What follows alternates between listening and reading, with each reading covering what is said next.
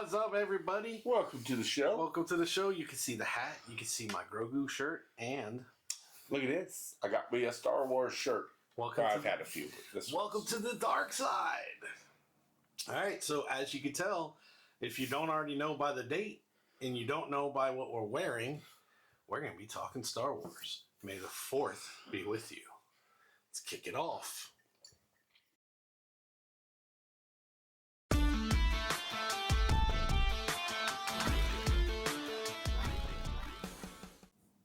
Star Wars. Okay. We are back. Yes. All right. Now, we tried to do things a little bit different this time by going to TV shows. Yes, we're going to talk about a couple of the series. Yes, instead of just the movies. Because we talked about 1 through 6 last time, basically. Yes. And I don't want to talk about the new ones because fuck Kathleen Kennedy. But I'd love to talk about the TV shows because the TV shows were actually pretty awesome. Yes, so today we're going to talk about Han Solo. No. Obi-Wan Kenobi. Oh, yeah, Obi-Wan Kenobi. Ahsoka. And the Acolyte. I did not get to watch the Acolyte. So well, I may have seen it. I may have not. I promise you haven't. Truth be told, I tried to watch it, and I just couldn't find it interesting. It's been canceled. So there's a lot of controversy over the whole thing about the story and about how it was like a left-leaning thing and, you know, the liberal agenda and this. I didn't care. It was Star Wars. I was going to watch it. The last 3 movies, even, I was just like, everybody talks shit about them. I'm still going to watch them. I tried to watch it. The first episode had the actress from The Matrix. I can't remember her name. She played Trinity. Okay, I know who you're talking about. Yeah, so she was in it, and I was like, this could have potential. I would love to see her in it. And she was pretty badass for the minute and a half she was in the damn show. But she's not in it. No, they killed her, like, immediately. And I was like, well, I sure am glad they did that. It's Carrie on, or something Moss. It's something Moss. I can't remember her. Carrie on Moss? Is that right? That sounds right. Carrie on Moss. This sounds right, but I'm going to verify that. Yes. But the action in it, I thought the action was pretty good. I thought it was a pretty good telling of the past. It just didn't really... Carrie Ann Moss. Boom. Your boy knows his trivia. I was going to say girls, but I had to stop. Oh boy, that doesn't come in for crap, does it? Luckily, our producer editor will probably add a picture if she decides to. If not, it doesn't really matter. You guys know who Trinity is, and if you don't, watch the fucking Matrix. What's wrong with you? It wasn't... I don't remember it being bad. Like the first couple episodes, I tried to rewatch it. And it just wasn't interesting. It didn't compel me. I wasn't drawn in. The characters, it just wasn't. It was missing something. I haven't watched it all the way through, and it was canceled. But I wonder if it was canceled because of what the director said. When the director came in to do the whole Acolyte series, she said her job was to make the television show uncomfortable for men to watch. That seems like a weird thing to do. Very weird thing to say. Yes. Say or do, and it's just it made fans not want to watch it, first of all.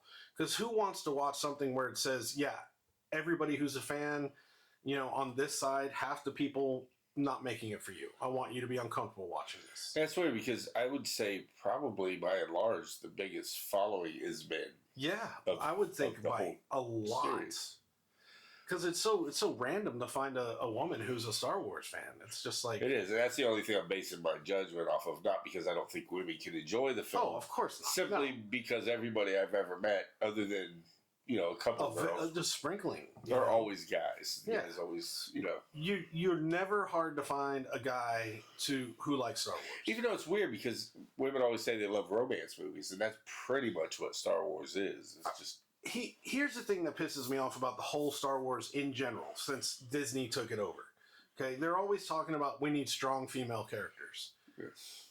Do they not know Leia, Ahsoka? I'm drawing a blank, but there's so many other strong women inside. There's my favorite, Mara Jade, who's not even in any of the movies. Even Why am I drawing a blank? Today's gonna be one of those days. Even Princess Leia and Luke Skywalker's mother. Oh, Padme. Yeah, she was a strong. I mean, she was a queen. Yeah. And she was a strong one. There's women all over Star Wars who are insanely popular, strong, and anytime like we started watching the Star Wars, what was it? Clone Wars, the animated. Yes. And Ahsoka was badass in that. And that she's a girl. She's a young girl. She's Anakin's apprentice, and she was badass. It was so. Anytime they say like, "Oh, there's not enough strong female characters," have you even seen Star Wars? It just it drives me crazy. Then when Kathleen Kennedy took over, and okay, so there's books. There's a whole bunch of books of Star Wars, different eras, different characters, different things. Yes, I do. When Kathleen Kennedy took it over, she goes, "Oh, there's no source material to draw anything from, so we're just going to wing it." It's like every book had to be approved by what's his name? George Lucas. Every book was canon. Every book was part of the Star Wars universe. Yes. So it drove me crazy. She tried her best to do what she did to destroy Star Wars. But then David Filoni and what's his name, Happy from Iron Man came in and pretty much started to fix everything. Yes. Because David Filoni, he was the one who did Clone Wars, and yeah, if you've seen Clone Wars, the first couple episodes in the first season kind of get a little campy. You might be able to say kind of a little cartoony, but then the story gets so good. Yeah, I'm not an anime fan. I mean, I like a few Japanese anime movies, but I'm not like, I'm like our kids, whatever, love them, watch them all the time. I'll occasionally find one and go, let's check this out, and I'll watch it. There's been a couple movies that are anime that I've been able to watch, but I'm not like a Disney cartoon or an anime, that's just not really my thing. And I had no problem with like the Clone Wars, because you get so into the story, and because that it's tied to movies that is a story that you love, it's easy to forget it's anime and just get into it. Yeah, and never think about the fact that basically it's a cartoon. And the other guy's John Farvo. Yeah, that's the one I couldn't remember. Just looked it up. Yeah, because it takes the whole story, and I've said it before. I stand by it full-heartedly. If you watch it in order, you watch Episode 1, Phantom Menace, then Attack of the Clones, and then you watch the Clone Wars. At the very end, they do the part in Order 66 where Anakin becomes Darth Vader, and then you watch Episode 3 when he becomes Darth Vader. Everything about it hits so hard, like a sledgehammer. All the emotion that I felt was there, but it felt like there was something missing, is totally there when you see the Clone Wars. Nice.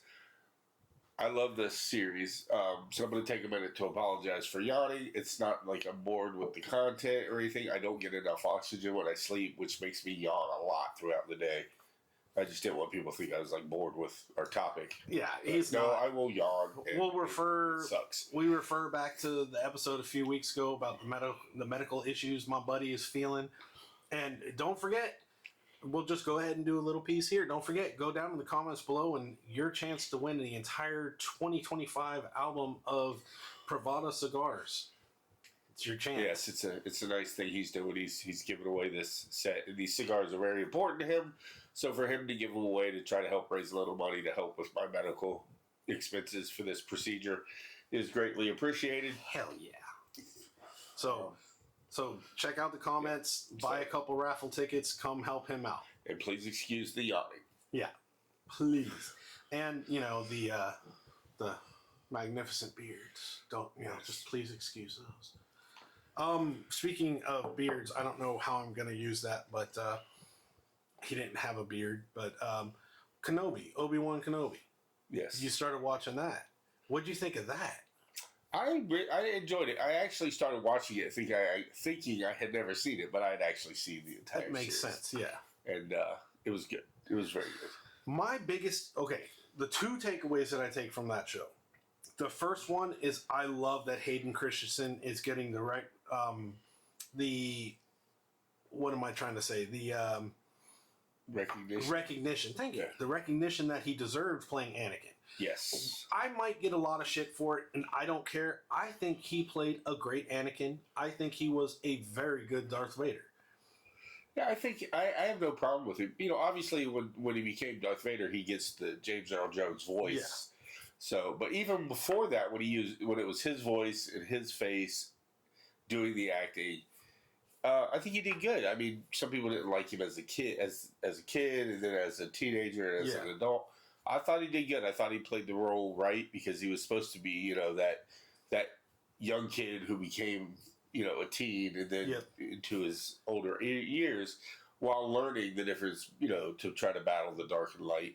And I think that, of course, makes it, because he was prone to be a little more towards the dark, it made him, he needed to be kind of would start down that path of you don't like him because of who he's going to become. Because if you loved him up until the day he became Darth Vader, it wouldn't make any sense. Yeah. You know, he has to have that dark side leading that makes you kind of already start not liking him. And that started coming out in the Attack of the Clones, where he would say things like, he would question Obi-Wan, and Obi-Wan would be like, I remember he said, "We're not here to investigate." And then Anakin said, "Why?" And then Obi-Wan was like, "What do you mean, why? I just said it." And he goes, "No, why would they make a Jedi protector if we weren't supposed to investigate? It's implied." And it's just like the little instances there where it's like, oh, there's Darth Vader. Always like those. But the one problem that I had with Kenobi, Obi-Wan Kenobi, the show, is that in the first couple episodes, they kind of made him a bitch. I didn't like how they made him like this weak guy who because of what happened to Anakin, he had just lost. I mean, he's supposed to be, you know, a Jedi. Yeah. They're supposed to be able to rise above these feelings of inadequacy and all of that. And if you watch him through episode 1, 2, and 3, and you see how he is, how he behaves, how he acts, he's never unsure. I get what they were trying to do. They were trying to show that how big a connection he had between Qui-Gon in the first one, and then their Anakin. Connection to Anakin, and the fact that he was, you know, doing his apprentice with Anakin for Qui-Gon. I get that, and so that they were so connected that when he fell, that it just devastated him as a person. I get that, but at some point I think they just went too far. I think he went too far because. Yeah, I guess the best you could do is say, well, was it some kind of PTSD? Because, you know, a warrior's a warrior. You know, but it's just like in episode, I think it was episode 2 when he first sees Vader, and he sits there and Vader takes out his lightsaber and he's looking at him, and you're thinking it's setting up for even a partial fight scene. He just runs away.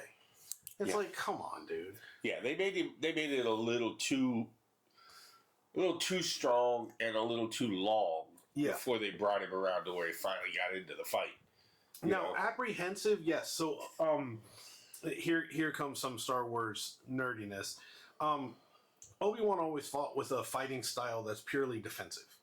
Yeah. There's different fighting styles, they're named, and his is a defensive fighting style. It's supposed to be impenetrable. Yeah. And if he would have just gone on full defense and just defended against him and tried to talk to him, or, you know, like he said one thing, he goes, "What, you know, what did they make you, or what are you now," or something like that. And he goes, "I am what you made me." Keep talking. Don't just leave it there. Maybe have his voice quake or voice crack, you know, or just try to get away. But drove I hated that. Yeah. And Obi-Wan's one of my favorite characters, and that drove me insane. Yeah, I think that was to try to show the level of strength and power that Darth Vader had over Obi-Wan. And you get that later. I mean, he literally kills Obi-Wan later. Yeah. And I get that. I think that's where they were trying to take it, as that it took Leia to bring out that fierceness of Obi-Wan. I'll agree to protective guardianship. Right. Because of his feelings of fatherhood towards Luke, And then also his fear of the dark side of Luke, because I mean, even in the first one when they brought him before the council, they said that he could be and might be the strongest possible Jedi ever. Which, of course, if you then go to the dark side, Anakin. Okay. If you then I said Luke. All right, I mean Anakin. And then, of course, if you do go to the dark side, you would then be the strongest. Yeah. Whatever Sith, which means that all. Fudge me.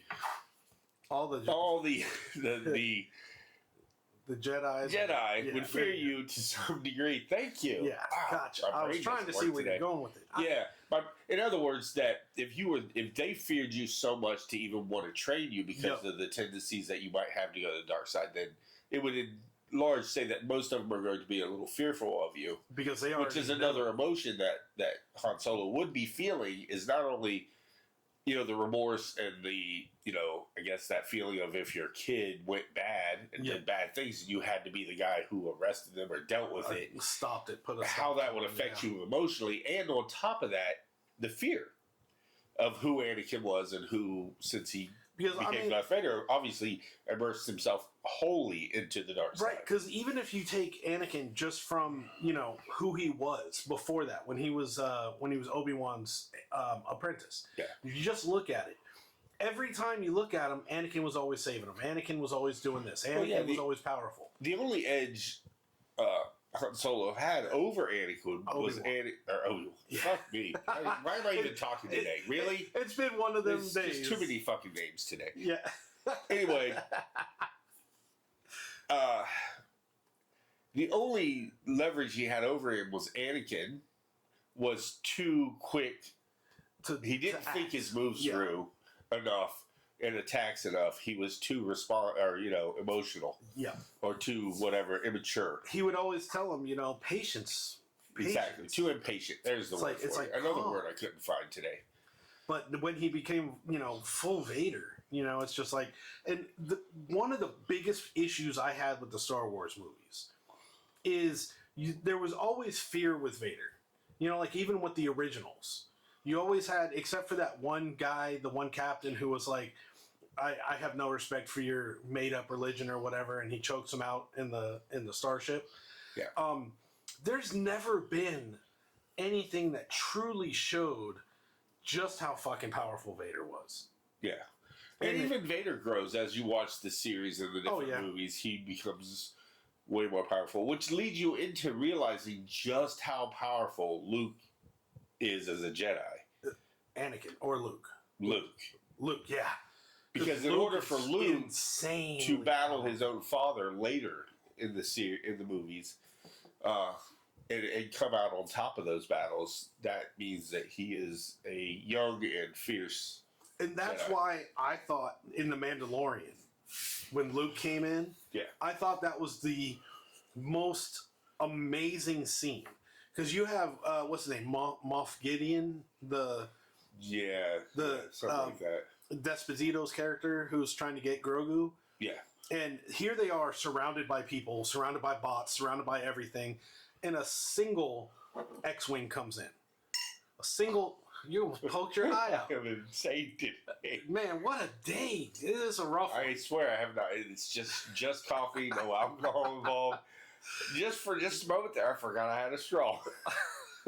And he's got work to go to. That's what is hurting. I just woke up. I was taking a nap for work.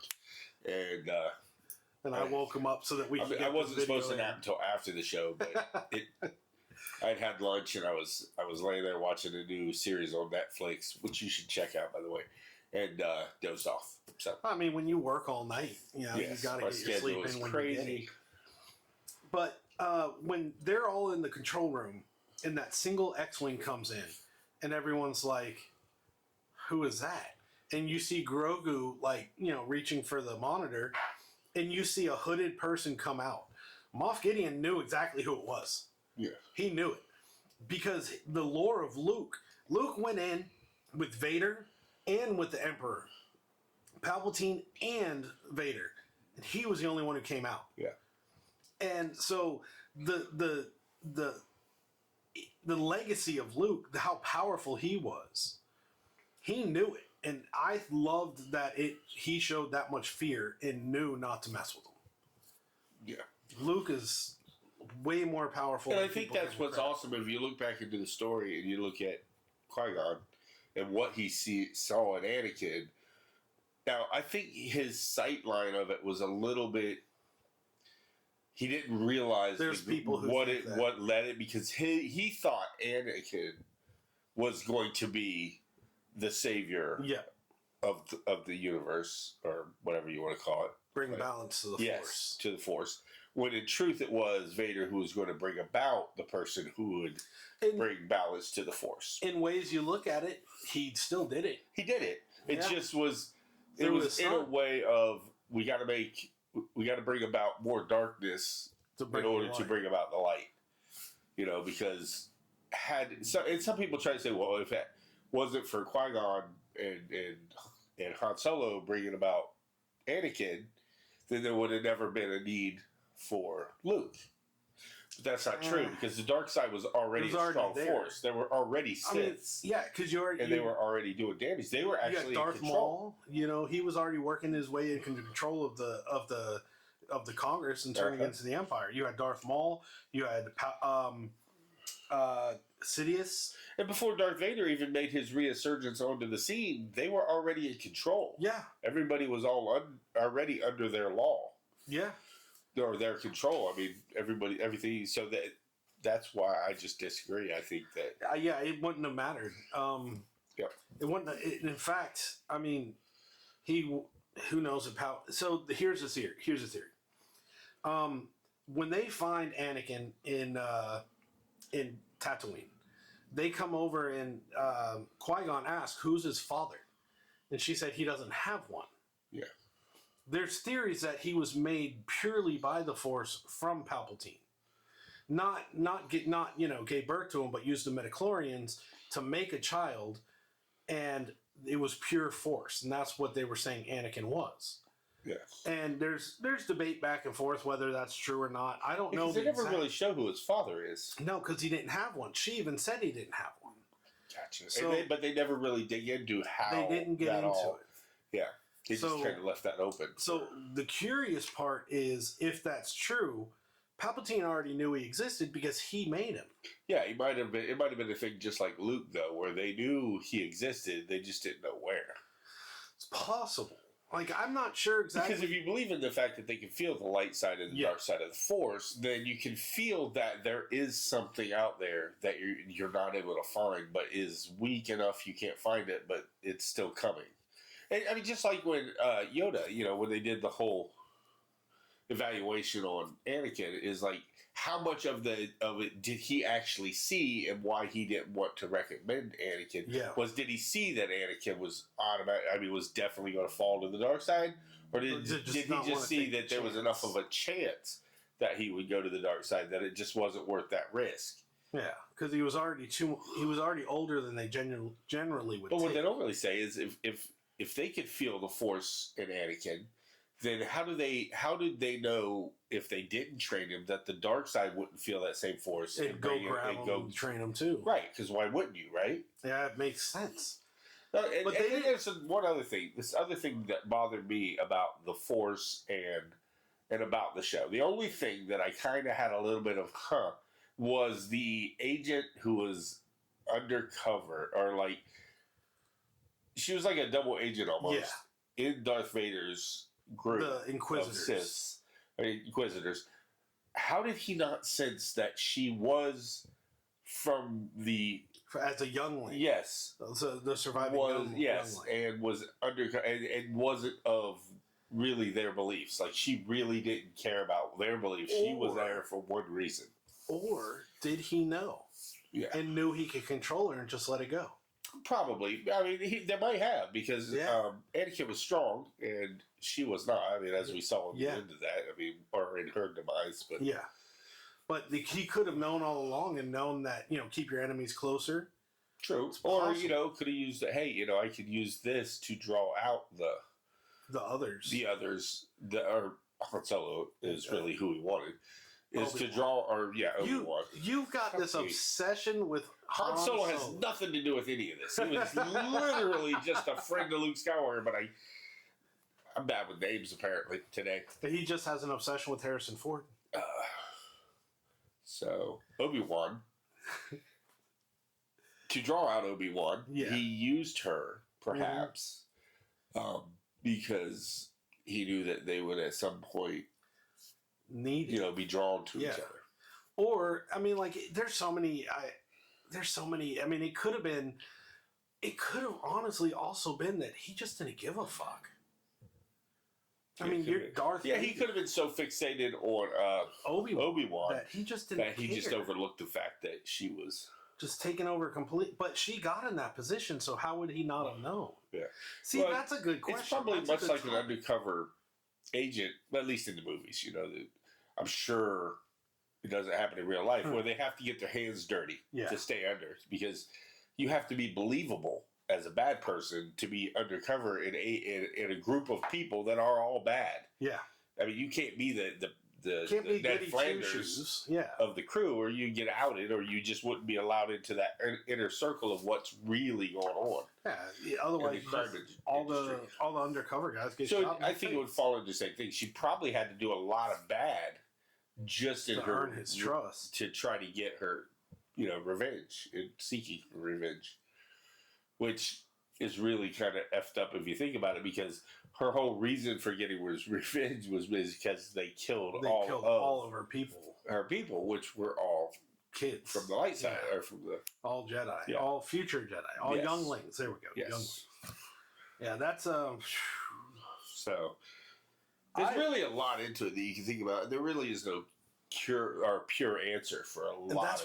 That's why these discussions are fun, because you can go off on theories and you're like, oh man, this can just keep going and going. And as we do these, I think the more seasons, the more years we do these, and the more viewers we get, then we'll probably get maybe a little more banter online with you guys. Yeah. Topics and to be able theories. To get into discussions, not just between us, but with you guys. So please, if you have anything, if you have any opinions or the insights, have theories, throw them in there. We'll put them in the next one, sure thing. Because it's gonna be fun. Now, I don't think you saw Ahsoka. I've only seen a couple of part of it. I'm trying to. The whole time I was watching it, I was trying to think. I think I've seen this, but maybe not. Yeah, I can't remember, because I know she's been in a few other things. Yeah, because I think she was in The Mandalorian for a couple episodes. I think so. Of course, she's the entire Clone Wars was about her. I gotta be honest, haven't seen the whole thing through, but I'm currently watching it. So. Yeah, and it's Rosario Dawson, so she's awesome. I love her. Yeah. It's pretty good. I like her attitude. She feels more, I don't know if you know this term, but gray Jedi. Yeah. Gray Jedi is like not light, not dark, just a normal person. Normal emotions from both sides. Isn't ruled by pure good or pure evil, just normal. Yeah. So they just use their Jedi powers for that. That's where she's at now. And at the end of Clone Wars, they're hunting her down. There's some. She quits a Jedi.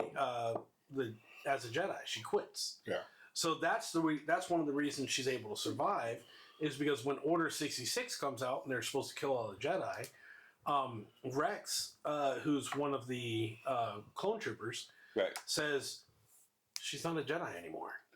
Yeah. We don't need to kill her. However, they still try, but that's one of the big things that is how she's able to escape. That's another series I'm still working through. I've seen most of it. I just haven't seen the ending. It is such I know it's a. He told you he watched it. It's a good story. Clone Wars. If you haven't seen it, it puts a different emotional aspect on everything. It's very good watch. I highly recommend it. The only thing I've for sure seen is all the movies. Yeah. Now, as far as the shows, I have started most of them. Some of them I have watched, but I'm still working through some of them. I work a lot, so I only get a little bit of time to watch stuff. And they're more occupied by Walking Dead. Yeah, well, here's the thing. I get to watch whatever I want when she's not home. When we're together, we work through a series together. We like to do that so that we have when you live with somebody and you know their jobs and your jobs are the same thing every day, you run out of just frivolous talk. So having a show to watch together gives us stuff to talk about. And you see, that's where the importance comes with finding a woman who likes Star Wars. If you find her, yes, I don't think Jenny cares much for Star Wars. She just doesn't give a shit. My wife doesn't either. No. Neither one of them. She'll let me watch it, but she doesn't really care. But yeah, those are the 3 movies, the 3 shows. So first of all, although we didn't include it, Clone Wars. The wife comes home one day, you're sitting on the couch with this pretty thing, and she's like, "So this is who you're cheating on me with?" And you're like, "No, it's just about We're just watching Star Wars. Just Star Wars. No, just kidding. No, absolutely not. We would all be. But yeah, we're not that stupid. I'd be killed in my sleep probably. The Clone Wars, highly, highly recommended. Yes. Actually, anything Star Wars, I recommend seeing it. Because even if it's one that you're like, what my favorite, it still adds to the overall it's like story. There was a lot of Rogue One, the standalone movies. Rogue One, everybody loved it. I thought Rogue One was an incredible movie. I loved it. Solo, the Han Solo one. Han Solo, here we go. We're talking about Han Solo. All right, here we go. Got it for you. Oh, Han. I loved the Han Solo movie. It came out at a time where it was in between the other new movies that were coming out, the Force Awakens and stuff with Rey and Kylo Ren, but Han Solo came out somewhere in the mix of that. Am I right in believing that? Now it's been a while since I've seen Dooms, but for some reason in my head I keep thinking that Han Solo and Princess Leia, who eventually got married, I believe, they had a kid or are having kids. Yeah. And I wonder how they're going to play into the Force. That was Kylo Ren. Kylo Ren was their son in the new movies. Yeah. See, I did not put that together. And then I don't know how I didn't put that together. You just don't remember. Yeah, probably. Because Kylo Ren killed Han Solo in the Force Awakens. Yeah. And it was all he killed his own dad. Now, totally different than the books. In the books, they have like 3 kids. Jason. I can't even remember, but they had 3 kids. They were married, had 3 kids, and then Chewbacca was around, and like everything was a whole story with them. But Jason followed his father's footsteps and was like a pilot and crazy like Han Solo. And then I can't remember. It was like Jason. It doesn't matter, but because it's in the books, not the movies. But yeah, they were married and had kids. But in the new movies, they had Kylo Ren, who's Ben, and he went to the dark side. So what was his backstory? Like, where did he come from? Ben? No, Kylo Ren. Is that the one that's... Kylo Ren is Han Solo and Leia's son. Who's the dark-haired guy that was a Sith, right? Yeah, that's him. That's him? Yeah. So who is the girl? See, this is why all right, here's my thing. I get confused because I haven't watched them enough. This isn't about... I'm not annoyed by you. No, I haven't watched the new movies enough, like a couple times through, or paid enough attention. So I get confused. I was confused with Kylo Ren. Yeah. That girl. I don't know. That's Rey. The African American fella. Oh, I can't remember his name. I can't either because I have not gotten fully invested in those. I do have those on my list to rewatch, to be able to place them in chronology. It's so hard because they suck so bad. Look, if they'd come out with those few movies first, nobody would care. Nobody would care about this series. Not like they do right now, I don't think. I mean, you literally had 2 directors. You had 3 directors for 3 movies. The first director and the second director kind of worked together. The second director and third director hated each other's ideas so much so that they made the first 2 movies and they made the third movie completely, what do you call it? Redacting everything in the second movie. Huh. Just changed everything to be the way he wanted it. Everybody I know that loves those 3 movies, they don't love the movie. They just love a certain character. Yeah, like Kylo. They like that. Yeah, they like the actor. They don't care as much about the movie. The only reason they like the movie is because they follow the actor and everything else he does. I agree. Where the first ones, They were nobodies. Nobody. Like, none of these people were really that well known when these movies started. Except for Obi-Wan. The guy who played Obi-Wan. Right, him and the guy who played, I mean, obviously James Earl Jones. Yeah, that was just... But those two were the only... You never see him, you just hear him. But those two are really the only two actors that you're like, ooh, I know who those are. Princess Leia was... She was young. She was in other stuff. I don't think she was popular yet. I thought she was. I think it was like her first thing. I thought she was... Maybe Harrison Ford? But who plays her? Exactly. I don't want to get it confused with somebody who looks Princess like her. Leia was, oh my god. Carrie... Carrie... Yeah, I know, I'm sorry.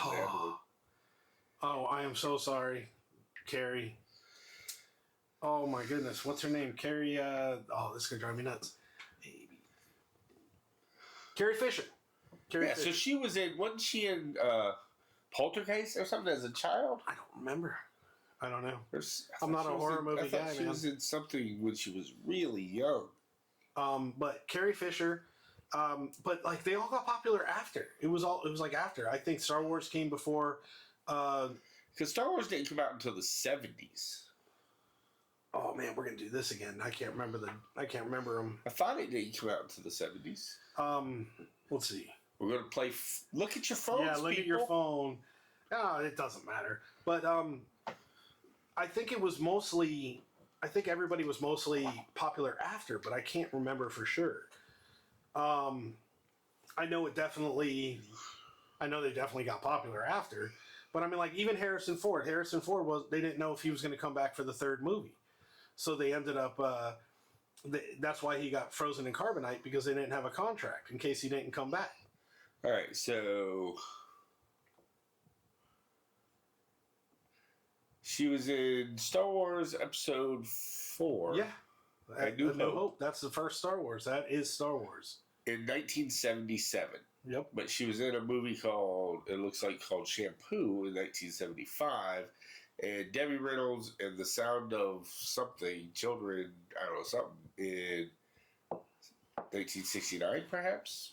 Yeah, so she wasn't a thing yet. But that was a TV movie, so... Yeah, she wasn't she didn't really become huge until Star Wars. Yeah. So, 77, but I thought she was in some... there's a Star Wars holiday special. There is. I have not seen it. I don't remember it. It came out in 1978. 78, I believe. I thought it was 79, but... yeah, it's a Christmas special. Star Wars Christmas special. There's a short that came out in 78 called The Story of the Faithful Wookiee. Interesting. That either that she was in 1978. Don't remember that either. But you have oh man, Did you know she was in the Blues Brothers? We were just talking about I didn't know that. We were just talking about that. I don't remember that. All right, get off your phone. You're on the show, stupid. You had this is what we do when we sit around and have these kind of talks. Everybody is on and off their phones, checking pulling data, pulling up information, proving their point, and showing where they get their belief system from. Yeah, we've got to be able to prove our point. Yeah, when I talk about how the moon landing was faked, I have to be able to pull up, a bunch of data on it. You really think that? I'm not getting into that on You this think show. there's a moon? Right? You really think there's a moon? See, this is where we get into our arguments. He thinks the moon landing's fake. I think the moon's fake. So... Well, I can see where you think it was fake. I mean, how do you have a moon that moves in the sky when you have a flat Earth? I mean, what causes... It's not a flat Earth, dude. We've been through that, too. We're on the back of a turtle. Come on. All right, so we're going off on tangent. So we're going to go ahead and call the show here. You good with it? Yes, we will. All right. This is our May the 4th episode. I hope you enjoyed it. Our bickering, our talking, our confusion. Like, comment, subscribe. Tell us some theories, topics, something that we should address in the future May the 4th episodes. What we should watch, exactly what you guys want to hear from us. Let us know. And ring that bell. And we'll be back again with another one next year. So May the 4th be with you.